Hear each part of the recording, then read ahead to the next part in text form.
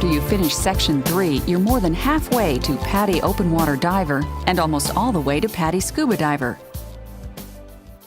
During this section, we'll look at some things you'll need to know about the dive environment, plus go over some more detail about dive planning. We'll look at boat diving, one of the most fun ways to get out on the water. And you'll learn basic emergency handling in the problem management discussion. Then it's off to look at your next underwater adventure in the Confined Water Dive preview for your third Confined Water Dive. So let's go. You've probably noticed that the underwater world has variables that affect it: temperature, visibility, bottom composition, aquatic life, and sunlight. You already know that you need to consider water temperature. How much insulation you need varies with how cold it is. But what's not so obvious is that temperature changes with depth, generally getting colder as you go deeper. Different temperatures tend to form distinct layers, so in calm water you drop abruptly from warmer into cooler water. This is called a thermocline, and the difference above and below it can be as much as 8 to 11 degrees Celsius, 15 to 20 degrees Fahrenheit. So for adequate protection, choose your exposure suit based on the temperature at your dive depth. Visibility affects the diving so much, it's often the first thing you want to know about the dive site. Lots of variables affect visibility: water movement, weather, how easily you stir up the bottom, and so on. Limited viz makes it more difficult to keep track of your location and your buddy. You handle this by using your compass and other clues to navigate, and by staying closer to your buddy than you otherwise might. If it's real lousy, it may be better to pull the plug and do something else. Diving's supposed to be fun. Clear water can disorient you too. The bottom might seem closer than it is, so check your computer or depth gauge frequently to avoid exceeding your planned depth. Earlier, you learned to dive relaxed and avoid overexertion. That's why you need to account for currents when you go diving. A current is water movement, usually caused by the wind, heat, tides, or waves. Trying to swim against a current, even a mild one, can quickly tire and exhaust you. You suck up your air faster, too. You need to use the right techniques and avoid all but the mildest currents. When there's a mild current, you generally begin your dive swimming against the current. That way you don't have to fight it to get back to the boat or your exit point. If you accidentally end up down current from your exit, don't try to swim against it. Swim perpendicular to the current to reach the boat's trail line or to reach shore. Swimming against the current will quickly exhaust you. Try to avoid long swims against a current, especially on the surface. If you must swim against very light current a short distance, do it on the bottom if you can, where the current's usually much weaker. If you get caught in a current when boat diving and can't make the boat, don't fight it. Fill your BCD or drop your weights if necessary. Rest and relax. Stay calm, signal the boat, and wait for it to pick you up. Diving in strong currents requires special training and experience beyond what you'll have as a beginner. Most of the good stuff is on the bottom, so that's where you spend most of a dive. The bottom composition affects the techniques you use. Some bottoms, like silt, mud, and sand, stir up easily. You don't want to do that, so stay above the bottom and use care exiting and entering the water. Regardless of bottom type, stay neutrally buoyant and well above the bottom so you don't stir it up, and so you don't harm any delicate underwater organisms. You'll learn to recognize unsensitive bottoms that you can settle on without significant risk to you or the environment, but it's best to avoid direct bottom contact as much as possible. Another fragile diving environment you may encounter underwater is a shipwreck or other submerged cultural site.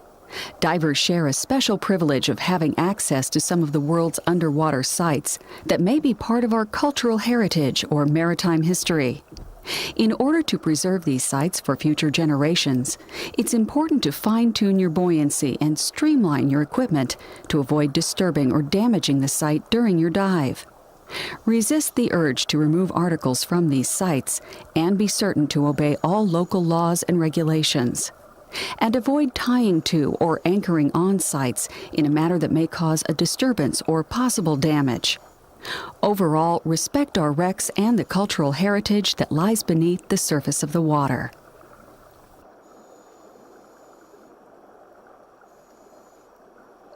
As a diver, you'll interact actively or passively with the aquatic life.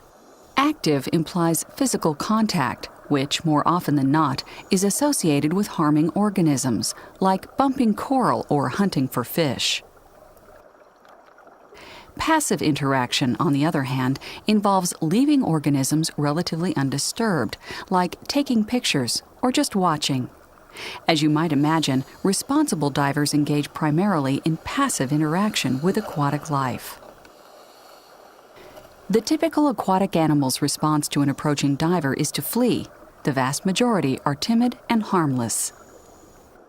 If you spot a potentially aggressive animal, remain still and calm on the bottom. Watch it, but don't swim toward it because that could trigger defensive behavior. Chances are it's just passing through. Enjoy the view because you don't get to see these creatures often. If it hangs around, calmly swim away along the bottom, keeping an eye on it, and exit the water.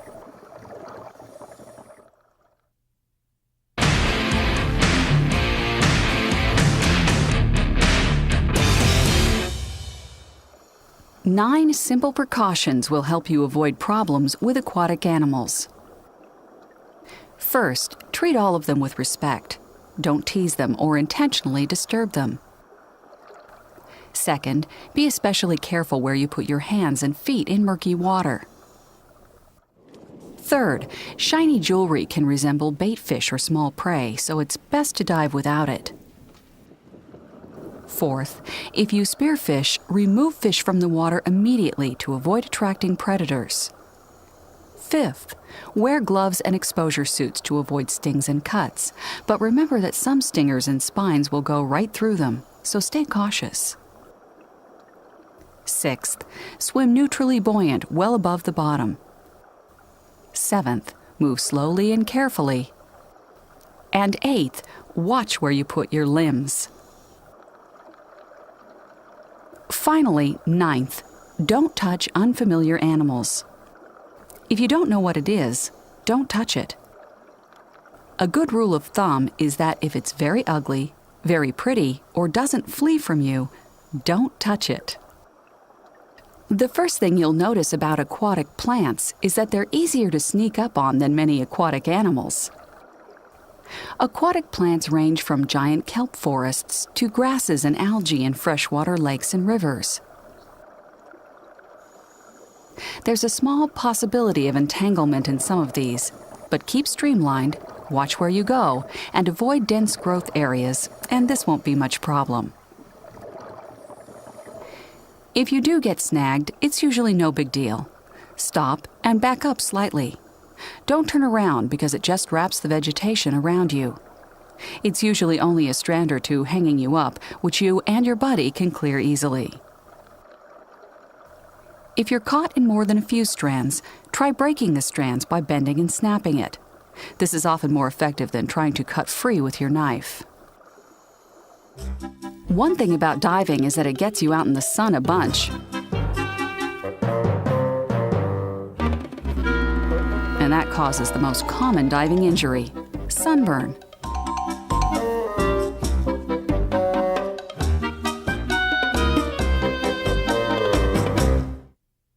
It can really make you miserable, so be prudent. Wear sunscreen and protective clothing. Stay in the shade as much as possible, and don't forget your sunglasses. Freshwater sites include lakes, quarries, springs, and rivers. They're great for photography, exploration, and wreck diving. Freshwater diving considerations include currents, easily disturbed bottom composition, limited viz, cold water, and abrupt thermoclines in boat traffic. All of which are saltwater considerations too, of course. Freshwater diving can include diving at sites higher than 300 meters, 1,000 feet above sea level. This requires special training and techniques to account for the altitude.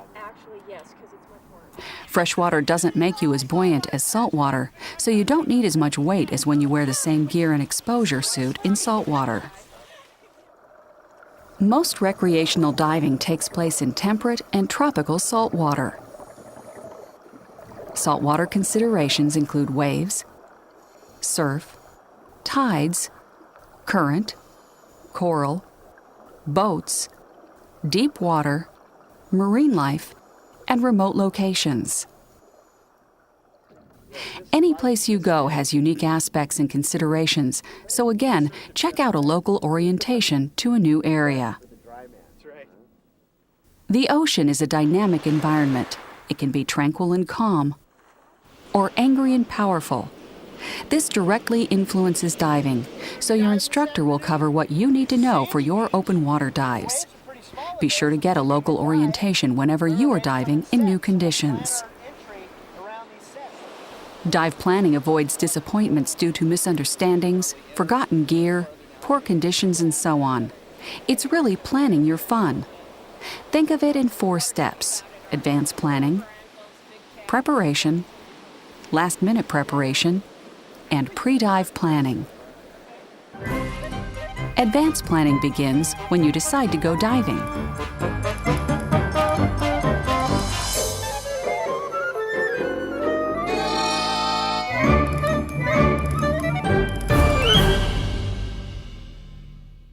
At this stage, you generally call a buddy.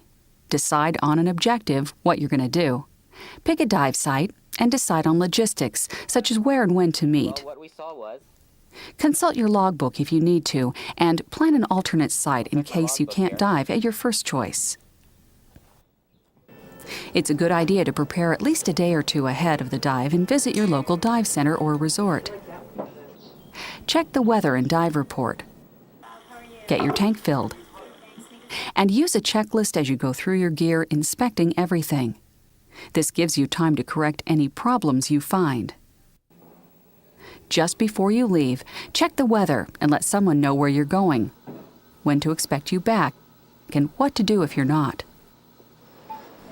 Grab last-minute stuff like your jacket, sunglasses, ice chest, and so on. Pack your dive bag, if you haven't already, with what you need first in last if you're boat diving. Finally, do an idiot check so you don't accidentally forget something. Right before the dive, plan the details. Check the conditions and decide whether to dive or head to your alternate site. Agree on where you'll enter, exit, and the course you'll follow. Review hand signals and communications. Decide what to do if you become separated, what your air, depth, and time limits will be, and what to do in an emergency. If I have a problem with my ears, I'm going to tell you my ears are not okay. fish. If you're a PADI scuba diver, you'll make the pre-dive plan with a PADI instructor, assistant instructor, or dive master who's leading your dive. I know it's your second dive, so good.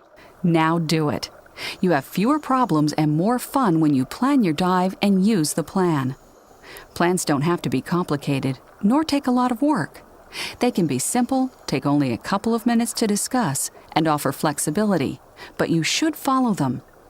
No one can plan a dive and follow that plan for you. You and your buddy have to do it. Although there's a lot of good diving from shore, if you're a diver, you're going to spend time on boats. They take you to sites you can't reach from shore. They eliminate long surface swims, and best of all, boating is fun. If you'll be boat diving in this course, your instructor will cover what you need to know for your open water dives. And as mentioned earlier, be sure to get a local orientation whenever you are boat diving in new conditions. Diving has an impressive safety record that's better than many other sports and adventure activities. But common sense tells you that going in water and under it presents risks and hazards. The PADI Open Water Diver and Scuba Diver courses teach you to minimize these. But if a problem does arise, you'll want to be able to care for yourself or another diver. We'll look at recognizing when a diver needs assistance, how to provide aid at the surface, and handling underwater problems. But if you'll be diving where you don't have secondary assistance, a dive master, instructor, lifeguard, or paramedic immediately available, you should have additional training in first aid, CPR, and diver rescue. The Emergency First Response, Primary and Secondary Care, and the PADI Rescue Diver courses provide these, expanding and refining your problem prevention and management skills. You'll probably find these among the most challenging and rewarding courses you complete as a diver.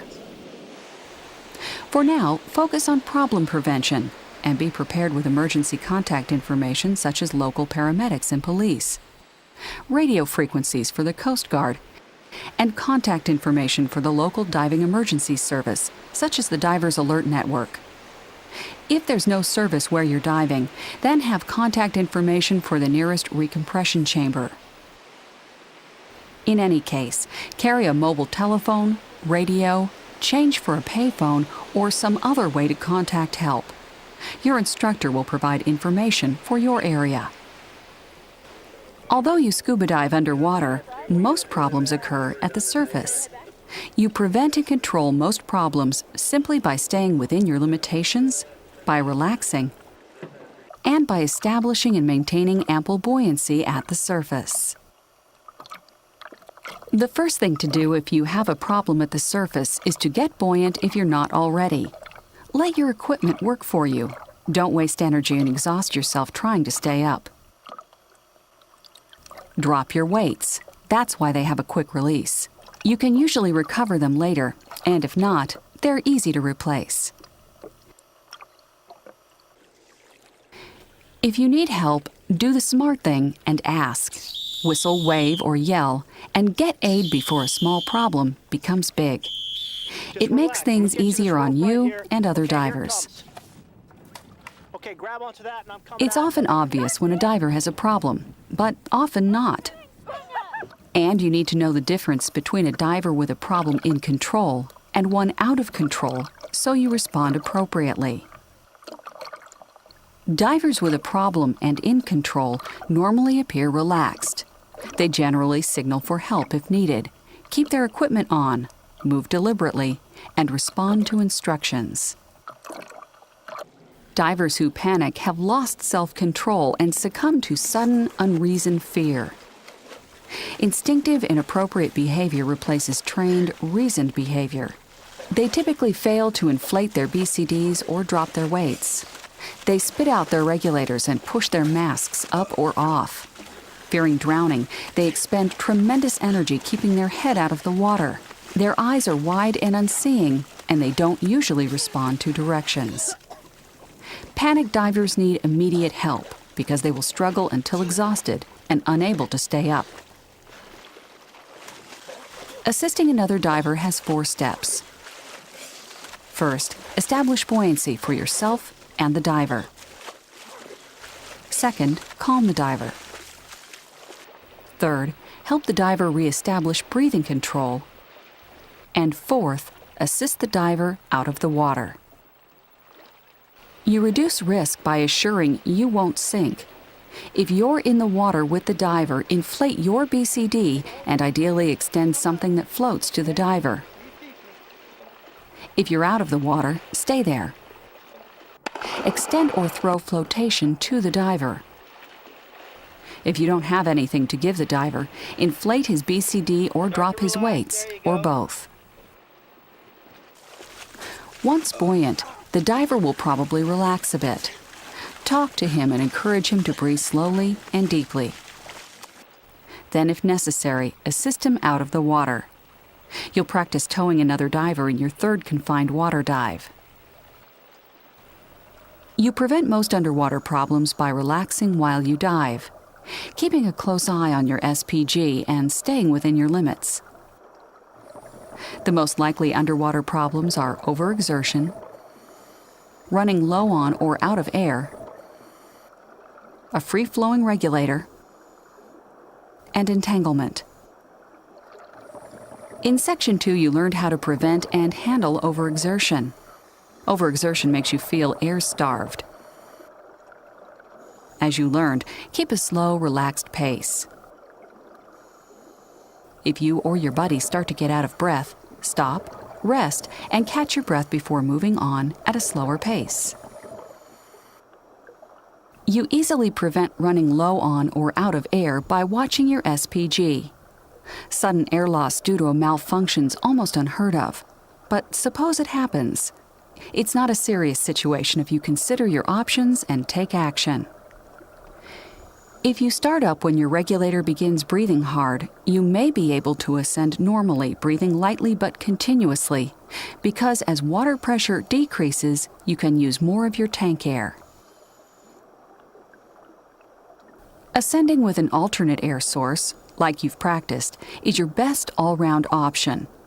But you have to know where to find and how to use your buddy's alternate, so be sure to review that during the pre-dive safety check. Even if you're not as close to your buddy as you should be, you can still reach the surface safely using a controlled emergency swimming ascent if you're no deeper than, say, 10 to 12 meters, 30 to 40 feet. Simply look up, reach up, and swim up, keeping all your gear in place and making an ah sound so you exhale all the way to the surface to prevent lung overexpansion injury. If you're too deep for a controlled emergency ascent and too far from your buddy to use his alternate, make a buoyant emergency ascent. Drop your weights, then ascend looking and reaching up while making an ah sound all the way to the surface. You'll exceed a safe ascent rate, so use this as a last resort if it's the only way to reach the surface. When you reach the surface following a low air or out of air emergency, you'll need to inflate your BCD orally or drop your weights to establish buoyancy. Today's regulators are very reliable and designed for fail-safe malfunctions that usually provide continuous air, free flow, rather than cut off your air. You can breathe from a free-flowing regulator, and you'll learn how in your next confined water dive. Entanglement is rare, but possible in aquatic plants, fishing line, tree branches, and the like. Avoid it by watching where you go, moving slowly, and keeping your equipment secured. But if you get hung up on something, stop, think, and then free yourself calmly. Get your buddy to help. If you're low on air or severely entangled, you may need to cut yourself free. If so, be careful about what you cut. Don't complicate the situation by cutting your gear, yourself, or the wrong thing.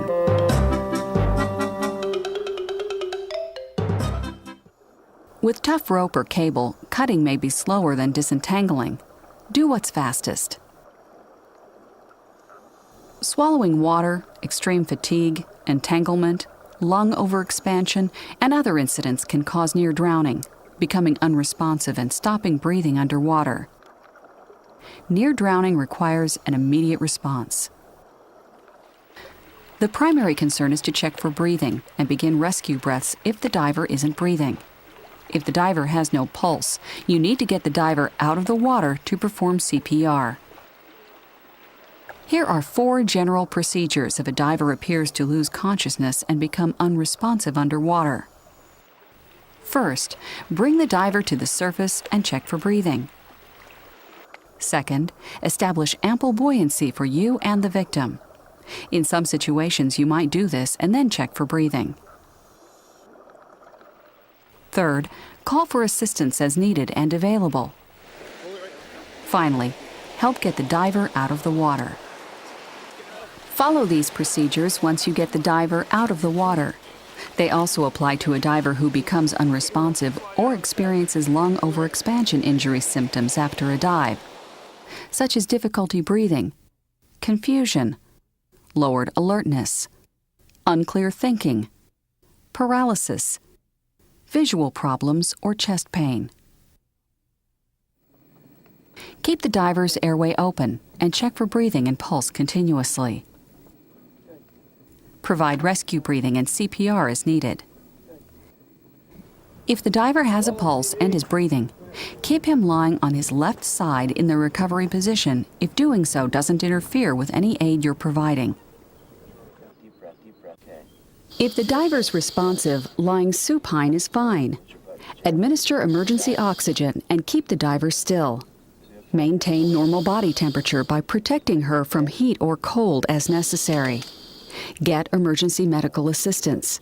And if someone cannot go with the diver to medical treatment, write down as much background information as possible and send it with the diver.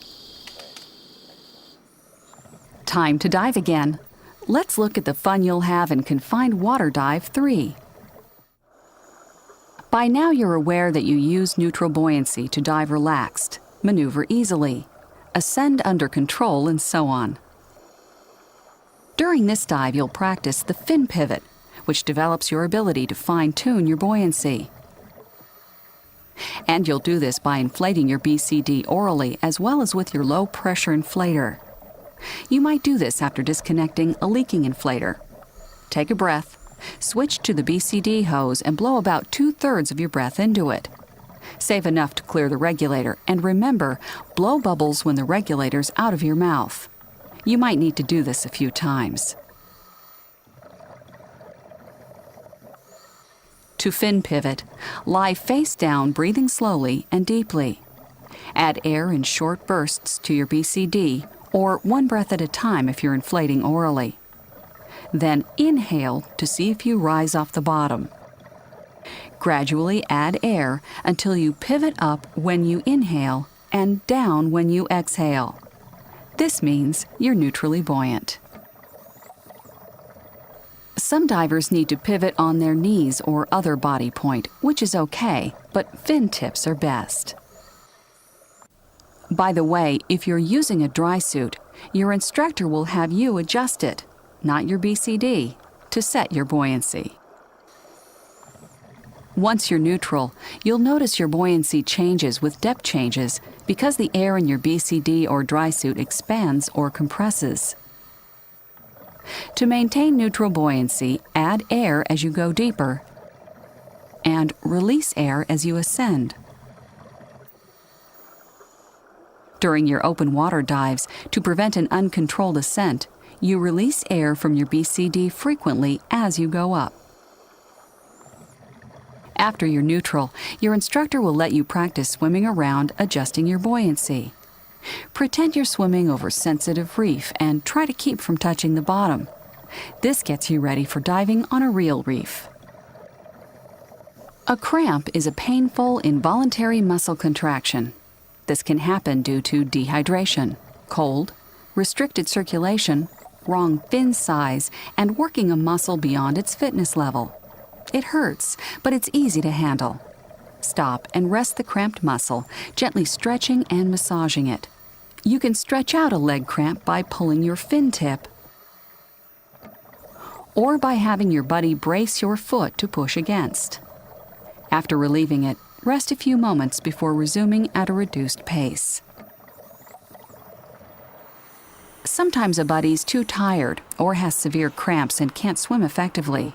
Help out by getting both of you positively buoyant, then using the tired diver push, sometimes called the modified tired swimmer carry, which is simply a way to give the diver a push.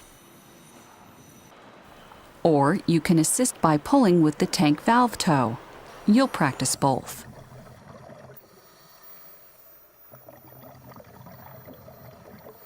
You already know how to use an alternate air source and what it feels like to run out of air.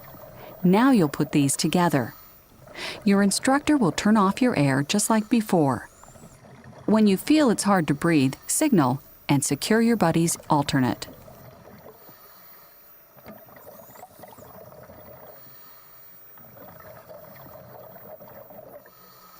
Your instructor will have you swim with your buddy using the alternate for at least a minute. When you switch back to your regulator, check your SPG to be sure your air's back on.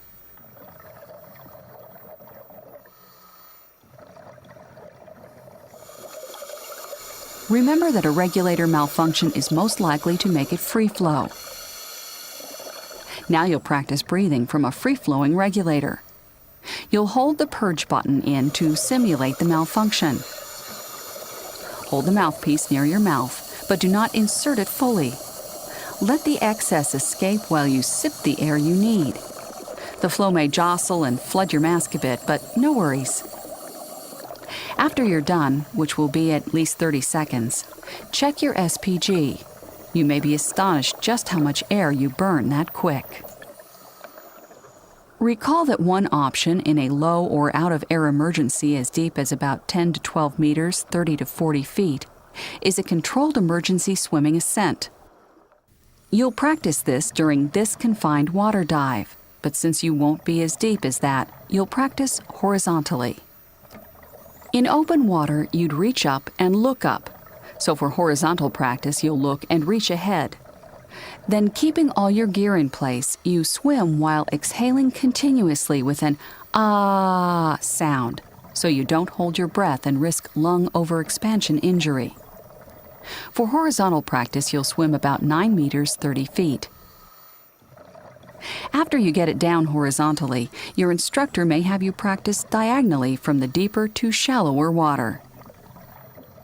And you'll find that when you do this for real during your open water dives, it's easier than going horizontally.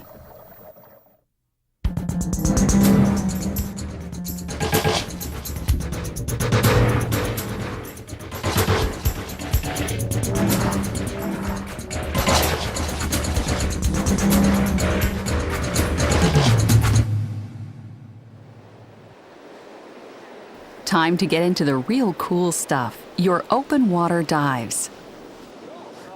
The first thing you do at a dive site is check out the conditions.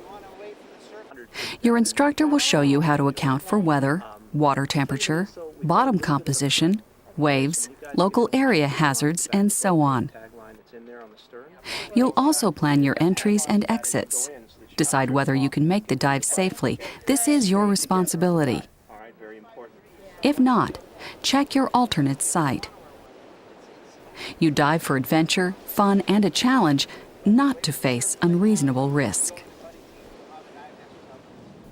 Poor timing and sequence when you kit up can get you tired and overheated, like if you get in your exposure suit too soon or gear up way ahead of your buddy. Gear up at about the same pace as your buddy so you're ready to hit the water together. First, assemble your scuba unit and prep anything else that you can, like defogging your mask, before putting on a heavy exposure suit. Then put on your exposure suit and weights. When you're ready for your scuba unit, have your buddy help if necessary. Next, put on any wrist mount gauges, then go through the pre-dive safety check. Finally, don your mask, snorkel, and gloves. Put your fins on just before entering the water if you're boat diving, or in waist-deep water when you're shore diving. Suiting up takes some forethought at first, but it becomes second nature after a couple of dives. The best technique for getting in the water depends on where you're diving.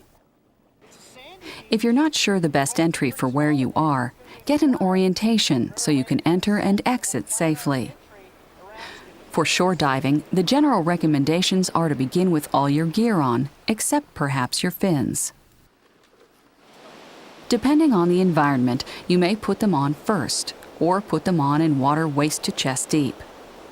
As a general rule, use your regulator until you're floating in deeper water, so if you stumble, you can breathe even with your face under. In deeper water, fill your BCD and switch to snorkel to save air.